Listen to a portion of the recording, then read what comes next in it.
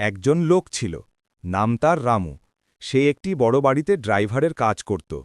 সারাদিন কাজ শেষে রাতের বেলা বাড়ি ফিরে খেতে বসলে তার স্ত্রী বলল, শোনো, বাচ্চা দুজনের জন্য জামা কিনতে হবে। পুজো আসছে, না হলে কেমন হয়?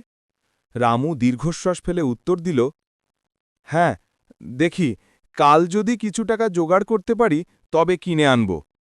পরের দিন সকালে রামু যখন তার মালিকের বাড়ি গেল, তখন মালিক বললেন, আজ আমি অফিসে যাচ্ছি না, আমরা সবাই মিলে শপিং করব, তুমি আমাদের নিয়ে যাবে। সেখানে পৌঁছে সে বলল, আপনারা শপিং করুন, আমি বাইরে গাড়িতেই বসে থাকি। মালিক হেসে বললেন, আচ্ছা। শপিং শেষে ফেরার পথে রামু ফোনে তার স্ত্রীর সঙ্গে কথা বলছিল। শপিং করতে অনেক টাকা লাগে, কিন্তু আমার হাতে তো তত টাকা নেই, কেমন করে বাচ্চাদের জামা কিনব? এই কথা মালিক ও তার স্ত্রী শুনে ফেললেন।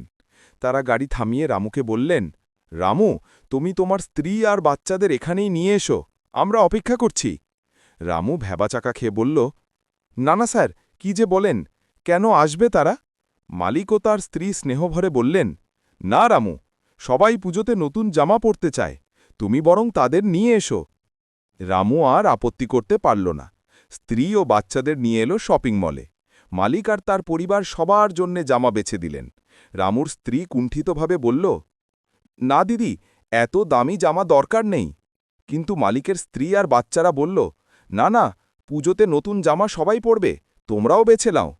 শেষ পর্যন্ত রামুর স্ত্রী ও বাচ্চারা নতুন জামা পেল। সেই দিনটা বাড়ি ফেরার পথে রামুর চোখে জল এসে গেল। সে মনে মনে বলল, ভালো মানুষ এখনও আছে দুনিয়ায়। সেই দিনটা রামুর জীবনের সবচেয়ে খুশির দিন হয়ে রইল।